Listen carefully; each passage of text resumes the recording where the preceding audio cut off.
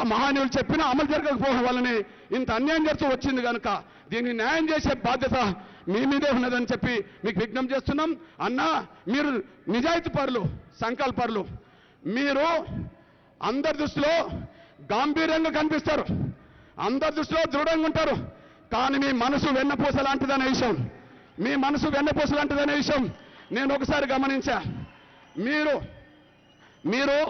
మీ గుండె గట్టిది, మీ గుండె గట్టిది. ఎన్నో అవంతరాలను, ఎన్నో అడ్డంకులను, ఎన్నో నిందలను, ఎన్నో బెదిరింపులను మీరు ఎదుర్కొని ఈ స్థాయిలో నిలబడి దేశానికే కాదు ప్రపంచానికి మార్గనిర్దేశం చేసే కాడికి మీరు వచ్చారు.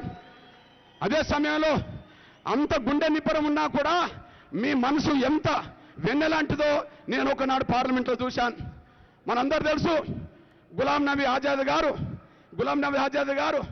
పార్లమెంటులో వీడ్కోలు తీసుకునే సమయంలో మీ వీడ్కోలు ప్రసంగంలో చిరకాల మిత్రుడిగా పనిచేసిన గులాం నబీ ఆజాద్ను గుర్తు చేసుకొని మీరు కన్నీరు తీసిందంటేనే మీరెంత మనసు ఎంత వెన్నెలాంటి మనసో అది రుజువు అయిపోయింది.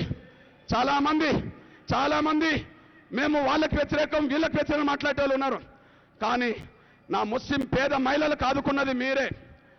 ఒక నాయకుడు కనీసం పార్లమెంట్ నుంచి పోతున్నాడంటే భావోద్రేకానికి గురైంది మీరే, ఎప్పుడైనా ఆదుకునేది మీరే. ఒక్క మాట చెప్పాలంటే ఈ దేశాన్ని ఆదుకునే విషయంలో, ఈ దేశాన్ని కాపాడే విషయంలో, ఈ దేశాన్ని అభివృద్ధి చేసే విషయంలో మిమ్మల్ని మించిన మరో నాయకుడు ఈ దేశంలో లేడు, మళ్ళీ రాడనేసి కూడా మీరు మర్చిపోతాను సైన్యం కోరుకుంటూ ఈ విషయంలో మీ అన్నగా మీ తమ్ముడిగా, మీ చోట తమ్ముడిగా, మీ చోట బ్రదర్గా ఒక విజ్ఞప్తి చేస్తున్నా. అన్న మీరు తలుచుకుంటే కాందేది లేదు, మీరు తలుచుకుంటే కాందేం లేదు అంతే.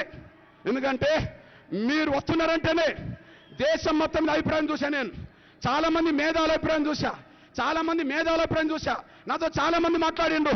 వాళ్ళు ఒకటే చెప్పిండు, కృష్ణ దేశ ప్రధానమంత్రి గౌరవ నరేంద్ర మోడీ గారే ఈ వేదిక మీదకి వస్తున్నారంటే మీ సమస్య పరిష్కారం అయిపోయినట్టే అని చెప్పి చాలామంది అన్నారు.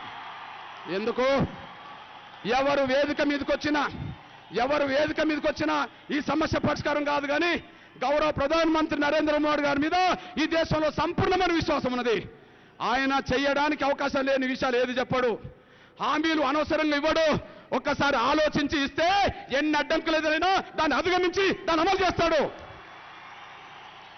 ఆ ఒక్క విశ్వాసం మాత్రం ఈ దేశంలో ఎవరు సంపాదించుకోలేనంత విశ్వాసం మీరు సంపాదించుకున్నారన్న.